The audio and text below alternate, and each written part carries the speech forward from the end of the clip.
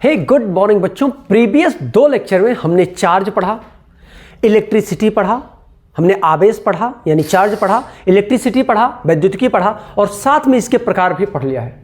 तो ये है आपका 3rd लेक्चर। अब इसमें हम डिस्कशन करने वाले हैं किसके बारे में जानते हैं? हाँ, जानना ही है। यह है आवेश उत्पत्ति का इलेक्ट्रॉनिक सिद्धांत यानी कि electronic theory of origin of charge. आखिर इलेक्ट्रॉन बनते कैसे हैं? जब हम 2 वस्तुओं को आपस में रगड़ते हैं तो इलेक्ट्रॉन का जन्म होता है या आवेश का जन्म होता है, क्या प्रोटॉन का जन्म होता है या न्यूट्रल हो जाते हैं? इन सारे सिचुएशन को ब्रीफली हम समझने वाले हैं। मैं राघवेंद्र पांडे, जय करियर फाउंडेशन में आपका स्वागत है। अगर आपने अभी तक चैनल को सब्सक्राइब नहीं किया है, बेल आइकन हिट नहीं किया है, लेटेस्ट अपडेट्स आपको नहीं मिलती है, पहली बार आप विजिट कर रहे हैं तो मल्टीपल टाइम्स विजिट करते रहें, अपने नॉलेज को गेन करते रहें। इसके लिए क्या करना पड़ेगा? सब्सक्राइब करिए और अपने फ्रेंड के साथ शेयर करिए। Wish you all the best. शुरू करते हैं सेशन को। आवेश उत्पत्ति का इलेक्ट्रॉनिक सिद्धांत यानी कि आप पढ़ने वाले हैं electronic theory of origin of charge. Charge का कैसे उत्पत्ति होती है, आओ शुरू करते हैं। हम बहुत पीछे चले जाते हैं। बहुत पीछे आने का मतलब आवेश तो बाद की बात है। अभी हमको चलते हैं कि किसी वस्तु की बात करते हैं और उस वस्तु में नाभिक क्या होता है, नाभिक से शुरू करते हैं, कॉन्सेप्ट क्लियर करते हैं, आगे बढ़ते हैं। चलेगा ना? ओके। अच्छा, कोई भी वस्तु है, आप जानते हैं कि उस वस्तु में बहुत छोटे छोटे यानी सूक्ष्म कणों से मिलकर बना होता है, राइट? अच्छा, वो जो छोटे छोटे कण होते हैं उन्हें जानते हैं क्या कहते हैं? एटम कहते हैं। क्या कहते हैं? एटम यानी कि परमाणु कहते हैं। अब यहाँ बहुत ध्यान से समझने वाली बात है, बहुत स्मूथली समझने की बात है। एक्चुअल सच बता दूं, जब आप किसी चीज़ को रब करते हैं तो वो चार्ज हो जाता है, आवेशित हो जाता है। इसका मतलब ये नहीं कि आपके किसी चीज़ के रगड़ने पर, जैसे ग्लास रॉड को अगर आप फर के साथ या अंबर के साथ रगड़ देते हैं तो ये मत सोचो आप कि उसमें आवेश उत्पन्न हुआ। कुछ भी नहीं उत्पन्न हुआ। जो था आपके पास वही क्या हो गया? रिप्लेस हो गया यानी ट्रांसफॉर्म हो गया। और आप जैसे ही उसको, चार्ज को, किसी चीज को एक जगह से दूसरी जगह तक बदलते हैं तो उसका रूप बदल जाता है। एक एग्जांपल लेके बताऊं, आपके इस समाज में क्या हो रहा है? एटमॉस्फेयर में क्या हो रहा है? ऑक्सीजन घूम रहा है। आपने उसी ऑक्सीजन को ले लिया और अपने बॉडी में ले करके फिर से उठे, आउट किया, जैसे इन किया, आउट किया, आउट किया, वो ऑक्सीजन अब CO2 यानी कार्बन डाइऑक्साइड का रूप ले लिया। वैसे ही आवेश जब एक जगह से दूसरी जगह स्थानांतरित हो जाते हैं तो वो अपना रूप बदल देते हैं और उनकी वैल्यू क्या हो जाती है? बदल जाती है, उनके काम बदल जाते हैं। इसलिए आपको लगता है क्या? हाँ, बहुत सही। तो ये आपने देखा कि कोई भी वस्तु है वो छोटे छोटे सूक्ष्म कणों से मिलकर के बना होता है और उस कण को हम क्या कहते हैं? एटम कहते हैं। क्या कहते हैं बच्चों? एटम कहते हैं यानी कि परमाणु कहते हैं। अब थोड़ा सा कॉन्सेप्ट आइएगा। परमाणु जो होता है उसमें एक पॉइंट होता है, उसका जो कभी भी परमाणु का जितना भी द्रव्यमान होता है उस पर एक संकेंद्रीय होता है। किस पर? केंद्र पर उसका बेस्ड होता है। मैं एक फिगर बनाता हूं, मान लेता हूं बहुत छोटे छोटे कणों से मिलकर के बहुत कोई वस्तु है जिसके एक छोटा सा कण ये है। अब एक छोटा सा कण ऐसा बनाना था लेकिन हमने बड़ा बनाया जिससे जूम करके आपको समझा सके। इसको मैंने जूम कर दिया, इसी को जूम कर दिया। अब ध्यान से देखना, इसके क्या होते हैं? इसके द्रव्यमान यहां संकेंद्रित होते हैं, मतलब सेंटर पर इसके पूरे द्रव्यमान बेस्ड होते हैं। बहुत कॉन्सेप्ट क्लियर होगा, बस थोड़ा सा टाइम देना। जब ये इस पर बेस्ड होते हैं, आधारित होते हैं किस पर? इस पर संकेंद्रीय होते हैं द्रव्यमान। अब जब ये संकेंद्रीय होते हैं तो ध्यान से देखना, ये जो संकेंद्रीय है इसको हम कहते हैं नाभिक। क्या कहते हैं? नाभिक कहते हैं यानी कि न्यूक्लियस कहते हैं। ठीक है ना? अब और भी समझो, ये जो नाभिक, अब इस नाभिक को भी हम थोड़ा सा जूम करते हैं। ये है नाभिक। ये जो नाभिक होता है, ध्यान देना, ये हमेशा इसमें 2 चीजें पाई जाती हैं, प्रोटॉन पाया जाता है और साथ में न्यूट्रॉन पाया जाता है। क्या? 2 चीजों से मिलकर के बना होता है, वो होता है प्रोटॉन और न्यूट्रॉन। जो न्यूट्रॉन होता है ये हमेशा न्यूट्रल होता है यानी कि उदासीन आप कह सकते हैं। कॉन्सेप्ट क्लियर हो रहा है? और जो प्रोटॉन होता है ये हमेशा कैसा चार्ज होता है? इसका धनात्मक होता है। जल्दी बोलो, इसका कैसा आवेश होता है? धनात्मक आवेश होता है। और इसका कैसा होता है? ऋणात्मक आवेश होता है। न्यूट्रल होता है, उदासीन होता है। अब थोड़ी सी बात आओ, जब आप छोटे छोटे कणों से मिलकर के ये कोई वस्तु बना हुआ है, ऐसे ही तो है, बहुत सारे छोटे छोटे कण हैं। अब उसी में से एक कण को हमने ले लिया है। अब ये कण इतना बड़ा, हमने इस कण को हमने जूम किया तो इतना बड़ा हुआ। अब यहाँ जो दिख रहा है ये छोटा सा, ये नाभिक है। ध्यान से देखना, ये हमेशा दो चीजें क्या क्या पाई जाती हैं, अभी आपने बताया कि प्रोटॉन होता है सर, और प्लस लिख रहा हूं इसका मतलब धनात्मक चार्ज होता है, और वहीं इसी के सेम, ध्यान से देखना और भी बात, जितने प्रोटॉन होते हैं उतने ही न्यूट्रॉन होते हैं, बस अंतर इतना सा होता है कि प्रोटॉन का चार्ज पॉजिटिव है जबकि न्यूट्रॉन का चार्ज क्या है, उदासीन है, न्यूट्रल है। क्लियरिटी आ रही है? पर ध्यान से देखना, नाभिक में हमेशा प्रोटॉन और न्यूट्रॉन बराबर होते हैं, इक्विवेलेंट होते हैं। मतलब अगर मैं कह दूं कि 10 to the power -6 number of electrons हैं, या 6 चलो प्रोटॉन्स हैं, तो इतने 10 टू द पावर 6 ही न्यूट्रॉन भी होंगे। कहां? न्यूक्लियस में, यानी नाभिक में।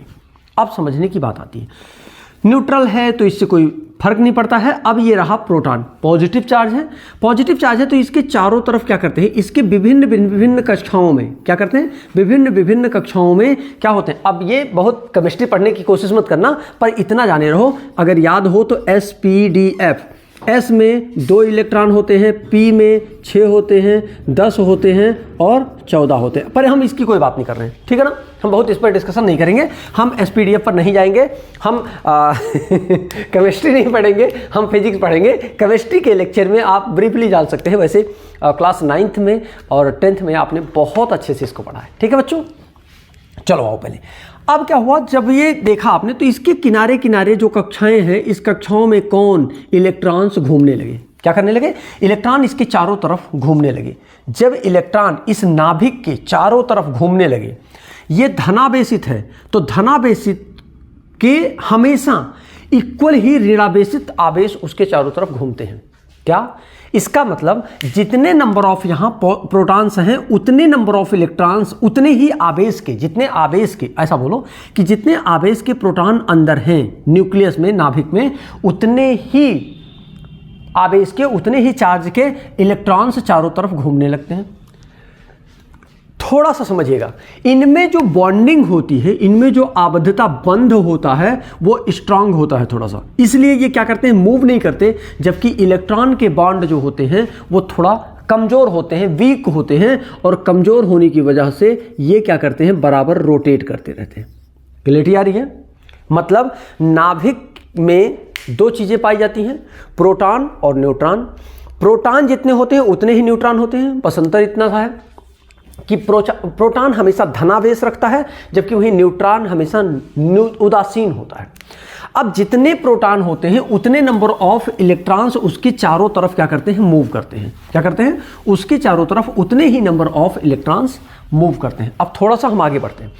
जब वो इलेक्ट्रॉन्स मूव करते हैं, ध्यान से देखना, अब हम आ जाते हैं, थोड़ा सा आगे चलते हैं। चले कि जब इसमें क्या होता है, अगर मैं बोलूं थोड़ा सा अब बड़ा बनाता हूं, ये है आपका न्यूक्लियस, ये है आपके वस्तुएं हैं, तो यहां बहुत सारे सेल्स होंगे और इसमें इलेक्ट्रॉन चल रहे हैं। इसको जो हम ऐसे गोल गोल छोटा छोटा बना रहे हैं, इसको मान लीजिएगा आप, ये क्या है, इलेक्ट्रॉन्स है। वैसे इलेक्ट्रॉन को ऐसा बनाया जाता है, ठीक है ना। चलो ऐसा ही बना देता हूं। क्लियर है बच्चों? अब ध्यान देने वाली बात, ठीक है ना, यहां क्या कर रहे हैं, इलेक्ट्रॉन्स इसके चारों तरफ मूव कर रहे हैं। अब ये हम बिना गिने, हम कोई बिना गिने के हम बना रहे हैं, बस ऐसे बना दे रहे हैं, ठीक है ना। हाँ, नहीं परेशान होने लगे। ये इलेक्ट्रॉन्स यहाँ क्या कर रहे हैं, मूव कर रहे हैं। अब समझने वाली बात, जितने प्रोटॉन होते हैं उतने ही न्यूट्रॉन होते हैं, और बाहर ये क्या है, इलेक्ट्रॉन्स विद नेगेटिव चार्जेस। ध्यान देना, इसमें प्रबल आकर्षण बल होता है। क्या होता है? प्रबल आकर्षण बल होता है। प्रबल आकर्षण बल होने की वजह से ये मूव नहीं करते। इसमें दुर्बल यानी कमजोर, क्या होता है, कमजोर आकर्षण बल होने की वजह से ये क्या करते हैं, ये भी घूमते रहते हैं। इसमें घूमने का वजह और कोई नहीं है, पर ध्यान रहे, जितने नंबर ऑफ प्रोटॉन्स हैं उतने ही नंबर ऑफ इलेक्ट्रॉन्स भी उसके चारों तरफ मूव कर रहे हैं। इतने चीजों को आप अपने माइंड में हमेशा के लिए सेट कर लीजिए। क्लियरिटी आ रही है? अब हम चलते हैं थोड़ा सा दूसरी ओर। जब आप किसी वस्तु को रगड़ते हैं, अब आप सोच रहे होंगे ये नाभिक वाभिक का क्या मसला है सर। एक्चुअल में अभी आपने क्या कहा कि मतलब जब रब करते हैं तो इलेक्ट्रॉन जनरेट, वो चार्ज आवेशित हो जाता है, वो आवेश पैदा हो, नहीं कुछ भी नहीं होता, थोड़ा सा वेट करो, ठीक है ना, पैदा नहीं होता, कुछ भी नहीं होता है। और इसको हम नाभिक कहते हैं, याद है ना, इसको हम नाभिक कहते हैं। ये सारी चीजें इसलिए बार बार बता रहा हूं कि जिससे दिमाग में बैठ जाए, एक बार दोबारा पढ़ना ना पड़े, और दोबारा जब आप रिवीजन कर लेना, स्पीड डबल करके ट्रिपल करके देख करके अपने कॉन्सेप्ट को क्लियर करके आगे बढ़ जाना, बहुत वेट मत करना, ठीक है ना। चलो आ जाओ। अब हम इसकी बात कर लेते हैं कि जब ये आबद्ध होते हैं एक दूसरे के साथ तो क्या होते हैं, मूव करते रहते हैं, ठीक है ना। यानी ध्यान रहे कि जितने ये धनावेशित होते हैं उतने ही ये ऋणावेशित होते हैं, उसमें कोई कमी या उसमें कोई ज़्यादा नहीं होता, इन दोनों का मान क्या होता है, हमेशा बराबर होता है।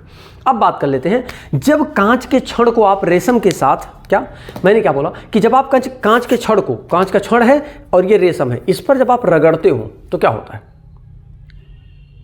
अब थोड़ी सी और प्रक्रिया बता दें, थोड़ा सा और बता दें। जब आप किसी समान आवेश को, किसी समान, जैसे ये मान लो दोनों, अब ये अगर दोनों हैं और ये समान चार्जेस हैं, इनकी इक्विवेलेंट चार्जेस हैं, लाइक चार्जेस हैं, तो अगर ये लाइक चार्जेस हैं और इन दोनों को एक दूसरे के कांटेक्ट में लाओगे, ध्यान से देखना, इन दोनों को एक दूसरे के कांटेक्ट में लाओगे तो जिस पर नंबर ऑफ चार्जेस ज़्यादा होंगे उससे जिस पर नंबर ऑफ चार्जेस कम होंगे उस पर ट्रांसफर हो जाएंगे। जैसे ठंडक के टाइम में चाय आपकी बहुत जल्दी ठंडी होती है, क्या, फिर से एक बार, ठंडी के टाइम में, ठंडक के टाइम में, कोल्ड के टाइम में, इस टाइम में थोड़ा जल्दी से चाय आपकी ठंडी होती है कंपैरिजन टू मई और जून के महीने में। मई जून के महीने में आपको चाय पीने में 5 मिनट अगर लगता है तो अभी आपको चाय पीने में 2 मिनट लगता है। क्यों? क्योंकि बाहर का एटमॉस्फेयर ठंडा है, आपका माउथ भी ठंडा है, सब कुछ ठंडा है, तो और वो जो चाय है, चाय गर्म है, उसका टेम्परेचर क्या हो जाता है, सराउंड में चला जाता है, तो वो जल्दी ठंडा होता है। अभी का temperature 8 degree, 10 degree Celsius, 15 degree Celsius है और चाय का टेम्परेचर 50 और 40 डिग्री से। अब 50 डिग्री सेल्सियस से हाई टेम्परेचर से लो टेम्परेचर की तरफ मूव ऑन करता है, ट्रांसफर होता है। वैसे मई के महीने में जब 40 डिग्री सेल्सियस टेम्परेचर एटमॉस्फेयर का होता है और आपके चाय का टेम्परेचर 50 डिग्री सेल्सियस होता है तो धीरे धीरे मूवमेंट होता है, मतलब थोड़ी देर बाद दोनों इक्विवेलेंट अवस्था में आ जाते हैं, तब चाय ठंडी होनी कम हो जाती है। क्लियरिटी आ रही है?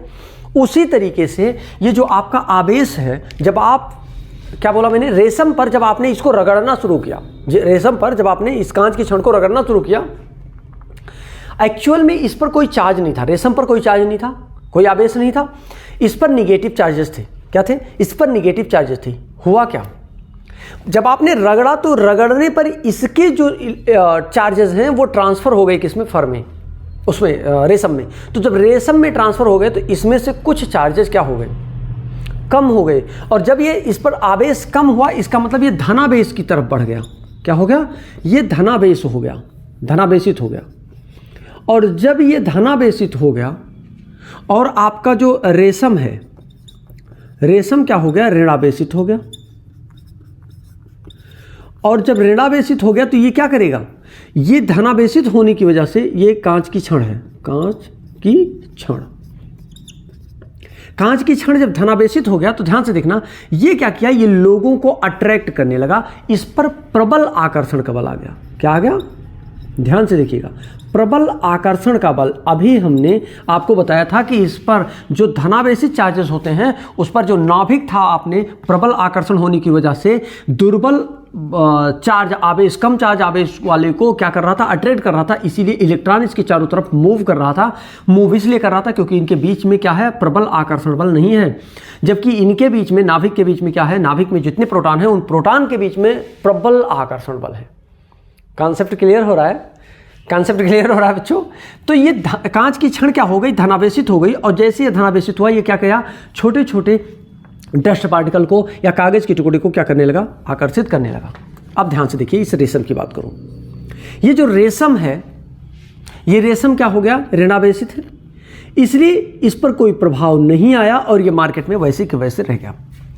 क्लैरिटी आई कि कांच की छड़ आखिर या कंघी जब आप रगड़ते हो अपने सूखे बाल पर रगड़ने पर क्या हो जाता है, इसका मतलब इस पर जो ऋणावेश है वो ट्रांसफर हो गया किस पर, हेयर में, बाल में आपके, और ये क्या हो गया, धनावेशित। और फिर जब आप इसके पास आने करने लगे ऐसे ऐसे तो क्या करने लगा, ये आकर्षित करने लगा, या डस्ट पार्टिकल के पास लेके गए तो डस्ट पार्टिकल को वो क्या करने लगा, अट्रैक्ट करने लगा।